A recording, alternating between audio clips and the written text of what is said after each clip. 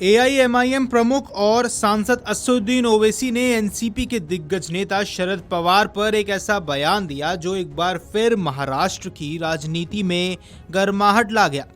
ओवैसी ने कहा कि पवार के पास दोबारा राज्यसभा में जाने के लिए जरूरी विधायक ही नहीं है। जरा सुनिए क्या कुछ कह गए एआईएमआईएम प्रमुख और सांसद असदुद्दीन ओवैसी।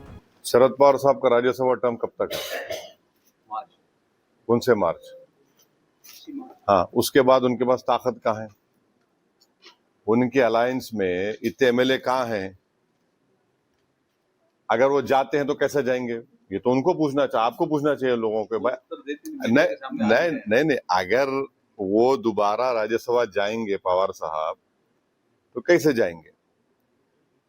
नंबर चाहिए ना, वो जब पता चल जाएगा आपको, जब भी एक क्या बोलते तमाशा होगा देख। दरअसल 4 जनवरी को असदुद्दीन ओवैसी ने अमरावती में एक प्रेस कॉन्फ्रेंस के दौरान उन्होंने एनसीपी के दिग्गज नेता शरद पवार पर अब तक का सबसे तीखा हमला बोला।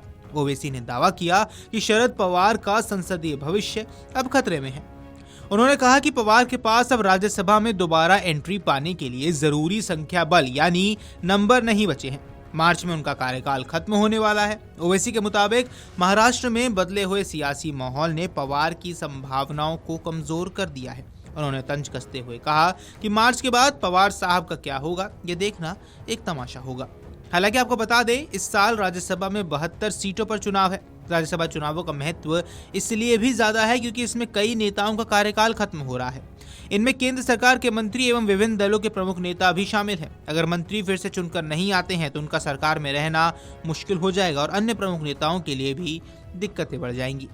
जिन प्रमुख नेताओं का कार्यकाल पूरा हो रहा है उनमें कांग्रेस अध्यक्ष मल्लिकार्जुन खड़गे, पूर्व प्रधानमंत्री एचडी देवेगौड़ा, दिग्विजय सिंह, शरद पवार, केंद्रीय मंत्री हरदीप सिंह पुरी, बीएल शर्मा, जॉर्ज कुरियन आदि शामिल हैं। इनके अलावा प्रेमचंद गुप्ता, राज्यसभा के उपसभापति हरिवंश नारायण सिंह, रामनाथ ठाकुर, उपेंद्र कुशवाहा, प्रियंका चतुर्वेदी, रामदास अठावले, रामगोपाल यादव, नीरज शेखर, रामजी, शक्ति सिंह गोहिल, अभिषेक मनु सिंघवी, थम्बी दुरई, तुर्ची शिवा और मनोनीत सुप्रीम कोर्ट के पूर्व मुख्य न्यायाधीश रंजन गोगोई शामिल हैं।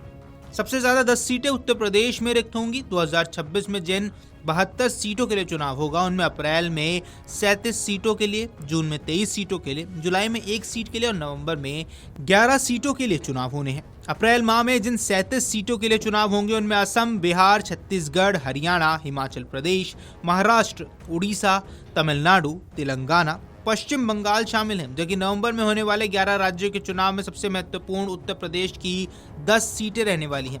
जिसके अलावा जून में होने वाले 23 सीटों के चुनाव में आंध्र प्रदेश, झारखंड, कर्नाटक, मध्य प्रदेश जैसे महत्वपूर्ण राज्य मौजूद हैं।